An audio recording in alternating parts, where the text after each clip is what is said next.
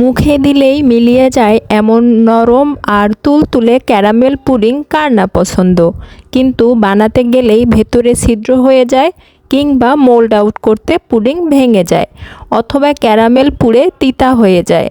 Pudding বানাতে যদি আপনি এসব সমস্যায় পড়ে থাকেন তাহলে আজকের ভিডিওটি আপনার জন্যই।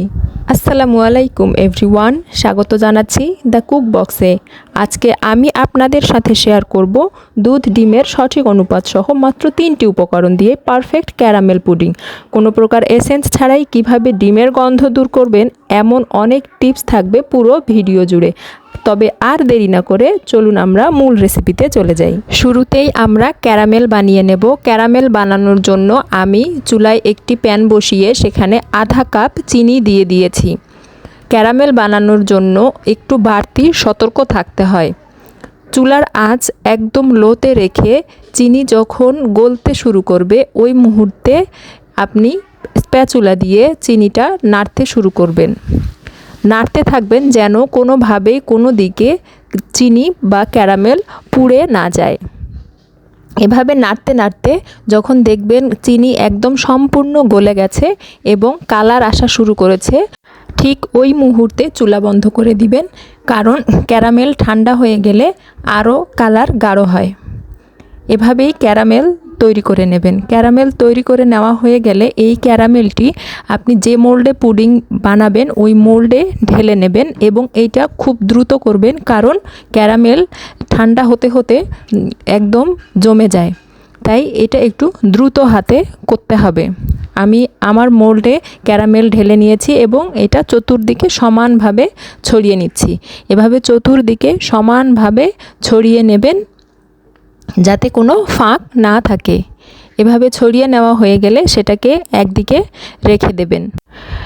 এরপর চুলায় আমি আরেকটি কড়াই বসিয়ে দিয়েছি। আজ আমি 2 কাপ দুধের পুডিং বানাবো। কড়াইয়ে এখানে আমি 2 কাপ দুধ নিয়ে নিচ্ছি।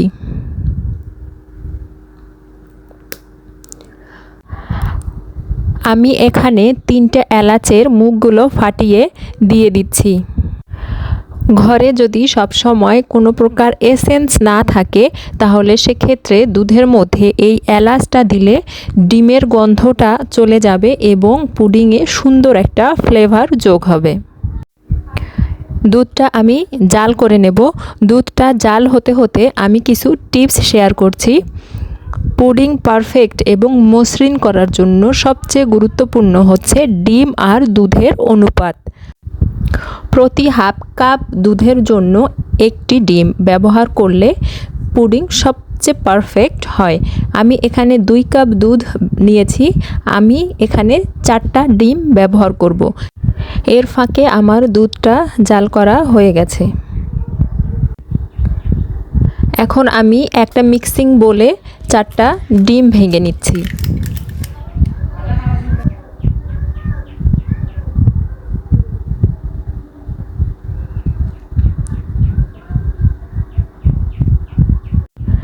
ডিম যদি ফ্রিজে থাকে তাহলে অবশ্যই আধা ঘন্টা আগে বের করে রাখবেন, ডিম যেন রুম টেম্পারেচারের হয়। এখানে ডিমগুলো আমি একটি হুইস্ক দিয়ে ভালো করে ফেটিয়ে নিচ্ছি।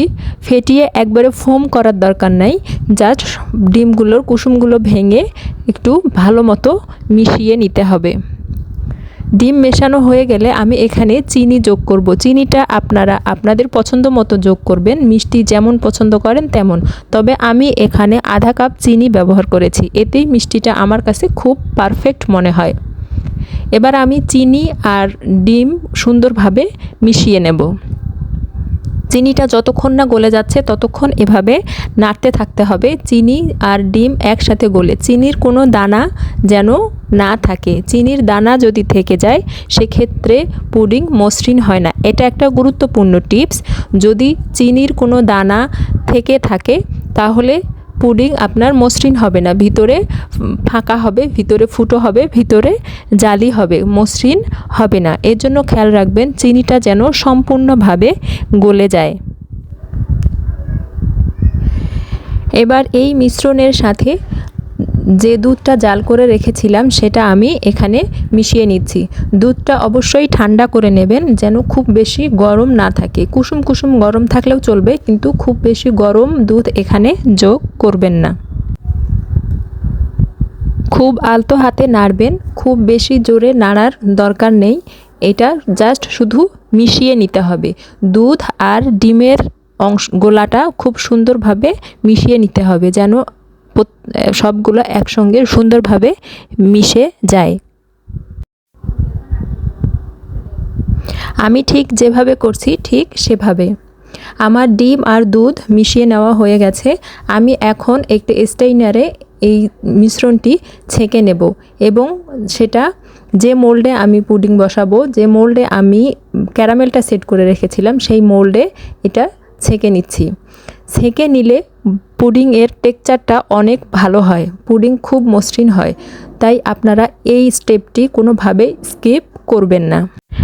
এখন বড় একটি কড়াইয়ে কিছু পানি এবং পানির উপরে একটি স্ট্যান্ড বসিয়ে কড়াইটি আমি চুলায় বসিয়ে দিয়েছি এবং স্ট্যান্ডটির উপরে আমি পুডিংয়ের মোল্ডটি বসিয়ে রেখেছি।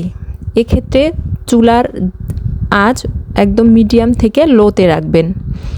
ঢাকনা দিয়ে ঢেকে দিয়েছি। এভাবে আমি এটা বেক করব 30 মিনিট। 30 মিনিট পর ফিরে আসছি।